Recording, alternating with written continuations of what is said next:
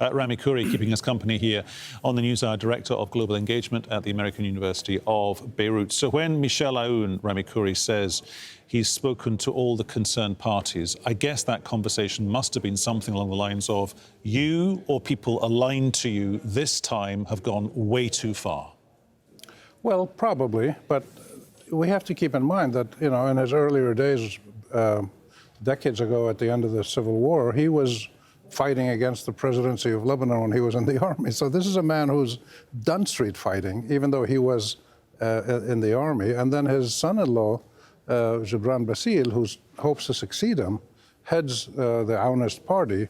And they've been sending their thugs out into the street for the last 2 years, beating up the protesters and them. So you have to take his words, I think, with a little bit of a grain of salt. But it is impressive that he came out forcefully speaking like he did. He clearly has talked to both sides. My guess is he probably got an agreement from both sides. We don't know who the other side is, but Hezbollah and Amal, his allies, pretty much still his allies, they've clearly told him that, you know, we did this once to send a message. We're not going to start a war.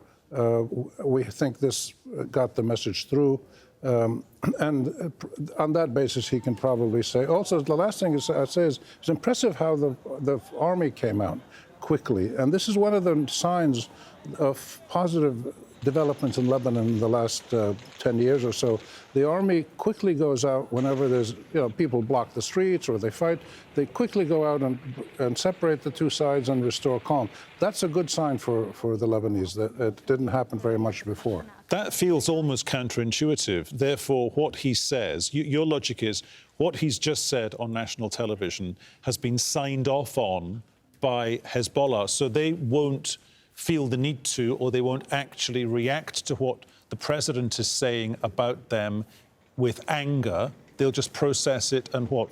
That's go right. Quiet for 24 hours? Yeah, it's a pretty low bar that he set that this will not happen again. And of course, everybody in Lebanon says this should not happen again, including the people who did the shooting and the fighting and the demonstrations and the marchers who provoked the other side.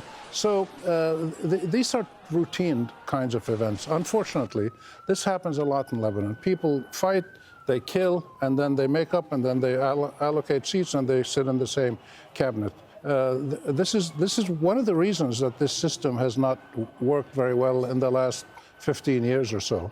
And Michel Aoun has not shown a great ability or desire to revamp the whole system. So I think this is a good sign, him making this speech. I think it indicates that the parties involved have agreed to calm down and tone it down. But the fundamental problem remains that Bitar is doing his investigation. Hezbollah and Amal and some other people don't want it to happen. The entire political class is rallying around the government and trying to prevent not the entire political class, but the majority of the political class is trying to prevent the investigation from going on. And this is a terrible situation because the majority of Lebanese want the investigation to go on, and they can't do anything about it. It's the helplessness of a pauperized citizenry against the resolute position of a militarized political ruling oligarchic sectarian elite who use their military force whenever they need to. And there's no sign of how this stalemate is going to be broken. In the meantime, thousands and thousands of the best Lebanese are leaving the country. Doctors, professors, technical people, experts. There are still tens of thousands of really proficient Lebanese left. It's a country of tremendous human talent. So even if a quarter or 30% of the professionals leave, it'll be fine because it's a country where human talent has been developed to a very high level. But you can't have proficient citizens with an incompetent, corrupt, and uncaring government. Rami, we must leave it there. Rami Khouri, thank you so much. We'll talk to you later, I'm sure.